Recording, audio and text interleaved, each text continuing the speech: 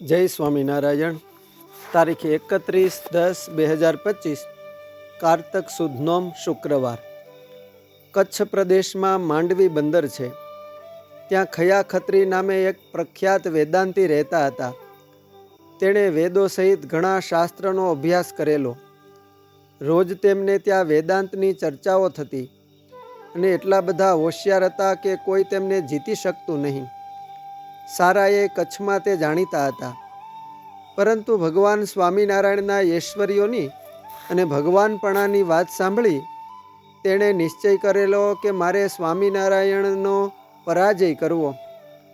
અને તે સૌને કહ્યા કરતો કે સહજાનંદ સ્વામી ખોટો પ્રચાર કરી ભગવાન કહાવે છે, પણ એક વખત મારી પાસે આવે તો બતાવી દઉં. ખયા ખત્રીને ગર્વ અપાર, મન કોઈ નથી જીતનાર.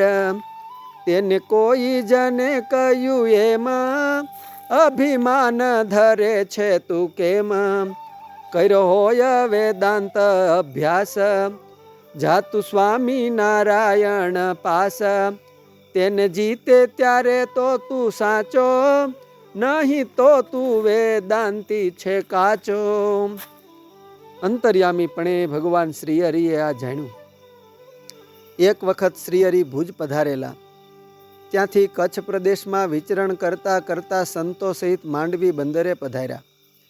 ખયા ખત્રી તો તે જ રાહ જોઈ રહ્યા હતા. સહજાનંદ સ્વામી, બ્રહ્માનંદ સ્વામી આદિ સંતોને લઈને પધાર્યા છે.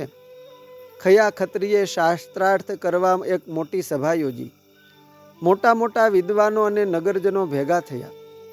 ખયા ખત્રી તો પોતાના જ્ઞાનના ધમંડમાં હતો. ગર્વગંજન એવા ભગવાન શ્રીહરિએ મનુષ્ય ચરિત્ર કરી બ્રહ્માનંદ સ્વામીને સહજાનંદ સ્વામી તરીકે ઓળખાવી મુખ્ય ગાદીએ બેસાડ્યાને પોતે નીચે બેઠા. કહે કૃષ્ણ જે આજ્ઞાય મારી, જાણો તે હિતકારી તમારી. તોડે આજ્ઞા તેથી થાય પાપ, એમ જાણજો નિશ્ચય આપ. માટે મારી ગાદી પર બેસો, બીજા સંશય માનવ પેસો. હસી બોલ્યા બ્રહ્માનંદ વાણી, અહો સાંભળો સારંગ પાણી. આજ હું પરમેશ્વર થઈશ, લાવ બે ઘડીનો ભલો લઈશ. એમ કહી ગાદી પર બેઠા, બેઠા આગળ શ્રી હરિ હેઠા. ખયા ખત્રીને તો કંઈ ખબર નહોતી. તેણે તો આવીને એક પછી એક 108 ઊંડા જ્ઞાન ગંભીર પ્રશ્ન પૂછ્યા. ગંભીર મુખ મુદ્રા રાખી બેઠેલા ભરાવદાર શરીરવાળા બ્રહ્માનંદ સ્વામીએ કહ્યું, ઓહો, આ પ્રશ્નોના જવાબ તો અમારા આ નાના શિષ્ય આપી શકશે. અને પછી નીચે આસને બેઠેલા સહજાનંદ સ્વામીએ શાસ્ત્રના પ્રમાણે સહિત એવા સચોટ અને સરળ ઉત્તરો આપ્યા કે જે સાંભળી ખયા ખત્રીનું અભિમાન ગળી ગયું. એ સમયે દૂર મહિલાઓની સભામાં બેઠેલ ખયા ખત્રીની માતા આ મર્મને જાણી ગયા અને બોલી ઉઠ્યા કે ઓલી ખૈયાની માણી સુજાણ, જેણે ઓળખી લીધા એંધાણ. એમના માતાએ દૂર બેઠા થકા પ્રગટ પ્રભુની ખરી ઓળખાણ કરી. ખયાને મનમાં થયું કે આ નાના સાધુમાં આટલું બ્રહ્મજ્ઞાન છે તો આ પાટે બેઠેલા તો કેટલા મોટા હશે. તરત તે પોતાનો અહંકાર મેલીને બ્રહ્મમુનિને પગે લાગવા જાય છે. ત્યાં તેમણે પણ પ્રગટ પુરુષોત્તમ નારાયણ શ્રી સહજાનંદ સ્વામીની ઓળખાણ આપી ને બ્રહ્મમુનિએ કીર્તન રચ્યું. વેદાંતી અરૂપી કે છે, ન્યાયનું માને લે છે. તેવાલો સંતો મારે છે રે, સલુણી છબી સહજાનંદ સુખકારી રે. સલુણી છબી. ખયા ખત્રીને આ નીચે આસને બેઠેલા સર્વશાસ્ત્ર સારજ્ઞ નિર્માની સહજાનંદ સ્વામી પ્રત્યે અત્યંત પૂજ્ય ભાવ થયો.